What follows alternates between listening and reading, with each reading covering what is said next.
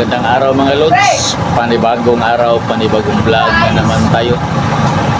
Maraming salamat po sa ating mga followers, sa mga subscriber natin sa ating Facebook at sa ating YouTube channel.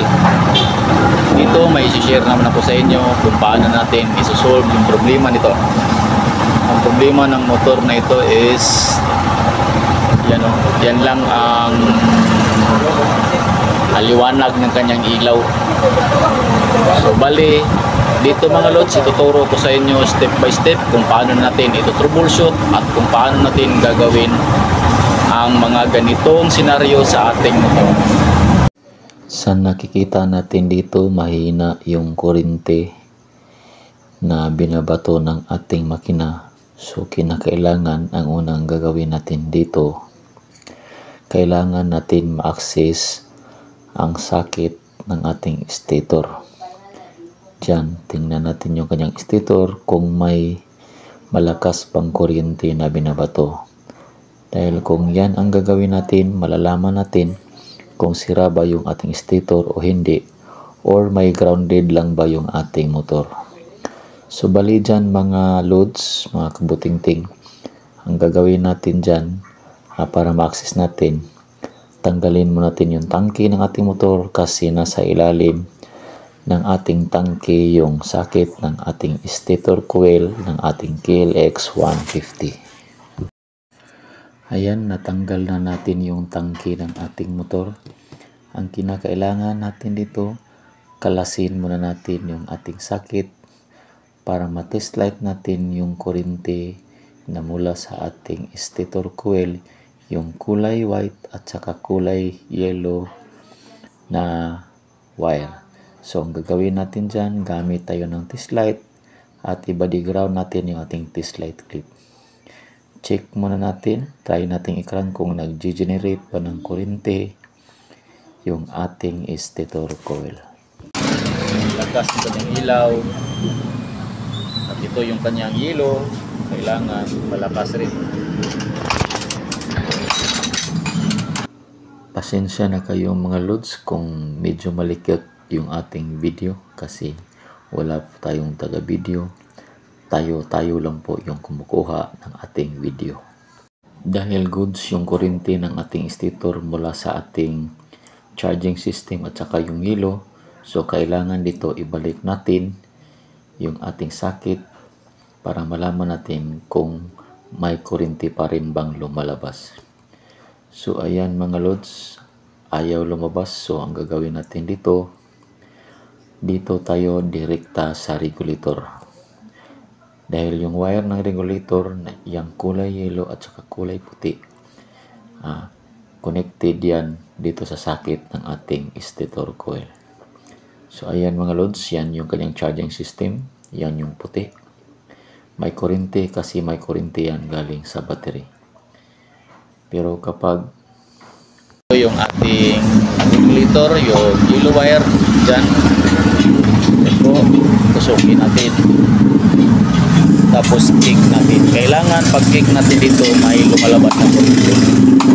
So walang lumalabas na kuryente, meaning may grounded ang wiring ng motor na ito. Ito yung ating hahanapin at dito ako sa inyo ituturo step by step kung ano ang mga gagawin natin. So dito una natin i-check natin yung kanyang tail light dahil ang grounded niya is yung kanyang yellow wire.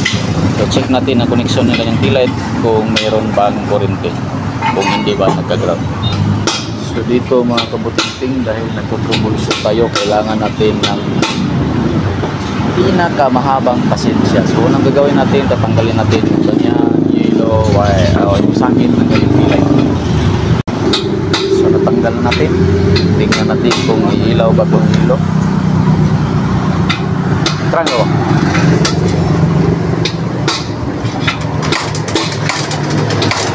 So walang kuryente. So meaning hindi dito ang sira sa kanyang tail light. Na-check na natin yung ating tail light, walang kuryente.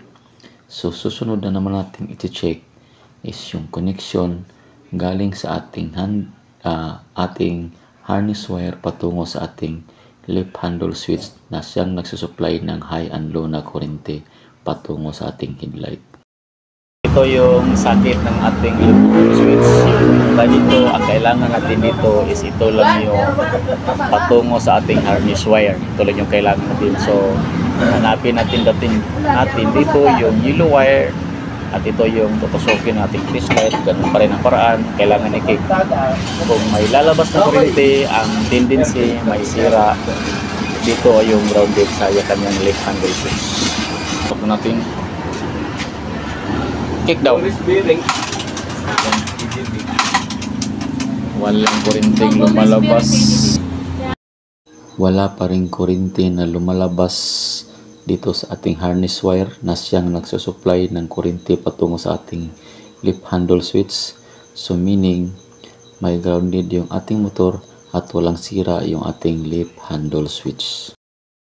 So bali yung pangatlo na gagawin natin is huhugutin natin yung sakit ng ating dashboard panel dahil alam naman natin na ang nagsusupply ng kuryente sa ating dashboard panel is yung kuryente mula sa ating light coil.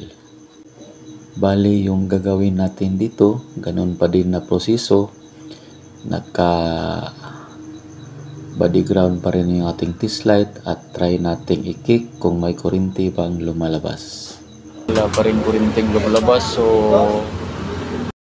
tapos na nating ma-check yung kanyang T-light, yung kanyang left handle switch, yung kanyang dashboard, at ang panghuli na i-check natin na gumagamit ng kuryente mula sa ating light coil is yung kanyang parking light. Bali po yung parking light natin, meron pong isang parking light na nasa ating headlight at may isang parking light na nag-iilaw sa ating plate number mismo. ito yung salarin.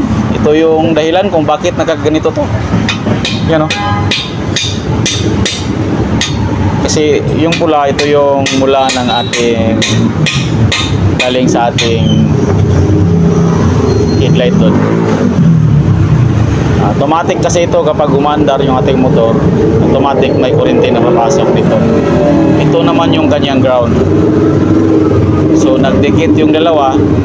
So ang nangyari dito, naputol yung ating connection sa ating parking light at aksidenteng nagkatagpo yung dalawa. Kaya nagkaroon ng grounded yung ating makina at ito ang dahilan kung bakit hindi umiilaw ng malakas yung ating headlight. Yung pa na. Yan na, dalawa. Try uli. Oh, yan. Ito lang yung problema. Ito lang oh. Ito lang yung salarin. So, kailangan lang natin ito. So, pasigaon na ito din ah. Hindi na lang. Punder. Anak. Okay. So, apiki. Apiki no. So, disconnect na lang natin to, tanggalin natin dito sa kanyang sakit para wala nang labad-labad sa ating ulo mga lods. Hanggang dito na lang po ang ating video. Maraming salamat po at sana may natutunan kayo at God bless sa ating lahat.